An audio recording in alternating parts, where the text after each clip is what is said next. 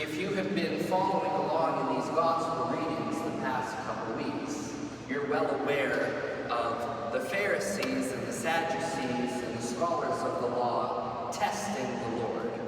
They're trying to ask him questions. They're trying to ask Jesus questions to entrap him in a lie or in some kind of verbiage that would break the law, right? That's what they want to do. They want to have something concrete to be able to arrest and convict him.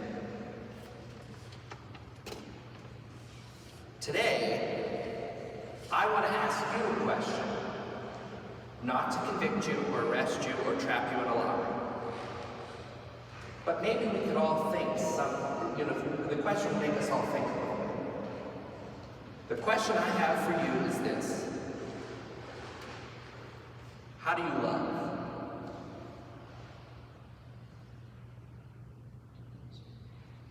How do you love? Jesus makes it very clear in the gospel today that love is one of the most important aspects of our human life. You should love God with all your heart, with all your soul, with all your mind, with your whole being. And we're called to love our neighbor as ourselves. So how do we do that? For me personally, when I am loving my neighbor as myself, when I am loving the stranger as myself, when I am committed to helping those less fortunate or those vulnerable, when I love those people in my life, it's through the ministry to them, the love to them, that also shows my love for the Lord. Remember, you cannot do a just action without charity. In other words, you can't do a just action without love. The two are entwined together. So how do you love? How do we love? If you're familiar with these different national recognition days of the church, tomorrow is Priesthood Sunday.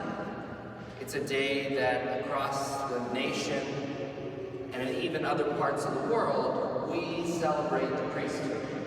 We give thanks for our priests, our pastors. We show them our love and our gratitude.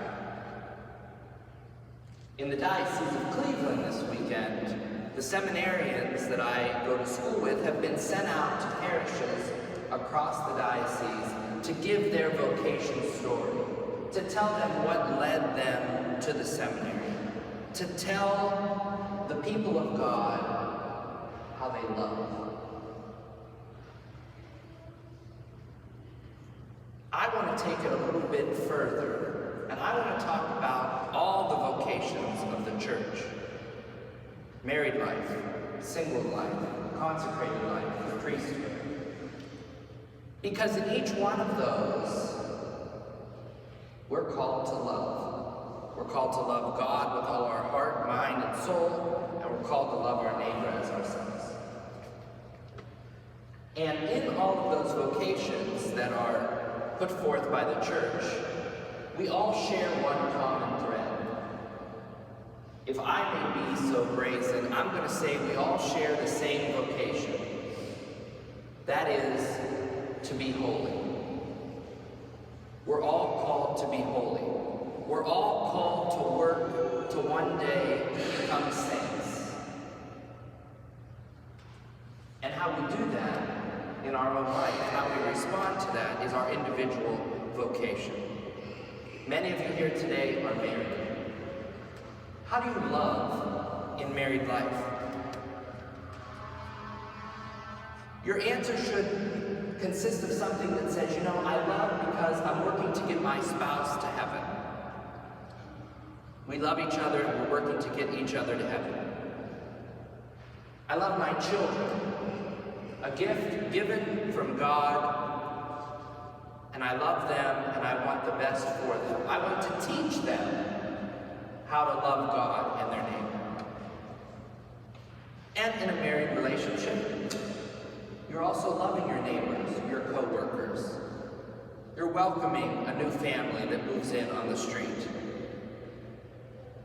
You're helping a co-worker with a problem they just can't seem to understand. You're donating money and used clothing and food to church or pantries or organizations that help the poor. And you're doing it as a married couple, you're doing it as a family. That's love. In the single life, you love too. You love God through your promise to remain with Him, devout with Him in the single life, and to do many of the things that a married couple would do in your places of business or in your neighborhoods. That's how we love. For those yet not at the age of married life, we can kind of put you in the single life at this point. And how do you love? You welcome the new student at school by offering them a seat at the lunch table so they don't feel completely left out. You stand up to the bully by maybe not confronting, him or her, but helping that student that is being bullied. Maybe offering a smile or helping them pick up their books after some confrontation. That's love. In the priesthood, priests lay down their life for the Lord. Just like Jesus gave of his life. And that, the action and work of the cross, is the best example of love we could ever imagine to have. Priests lay down their life to serve the people entrusted to their care. It's an act of love to get up in the middle of the night and go to the hospital, to anoint someone, or to comfort a mourning family after somebody has died. It's an act of love to go outside of their call to be a shepherd, to worry about the ins and outs of buildings and parking lots and finances. It's an act of love to give up time with their families, to be with their church family, the community God has given to them, has entrusted to their care. Acts of love. Same with consecrated life. Men and women religious give up their life to serve God and God's people. It's an act of love. So how do we love? Even the youngest member here in this church today, the youngest upon us, is capable and has the ability to love in everyday life. To laugh when dad makes a face at them. To smile when a new stuffed toy is given to them. That's love.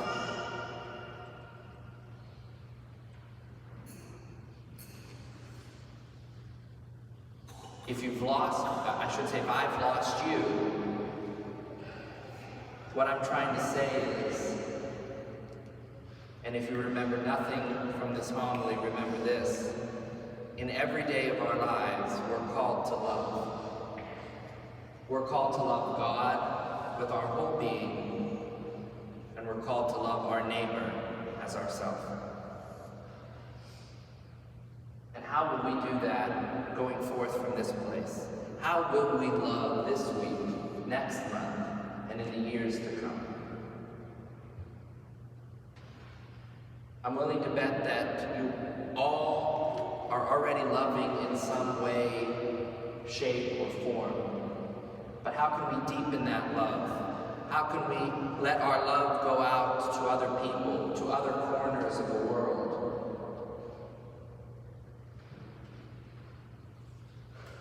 if we trust in the Lord, if we give him the praise that is due, and if we give him the time to have a conversation in prayer, the Lord Jesus will enlighten our hearts and tell us what the next step for us is, how to love more deeply, how to love God with our whole mind, soul, and heart, and how to love our neighbor as ourselves.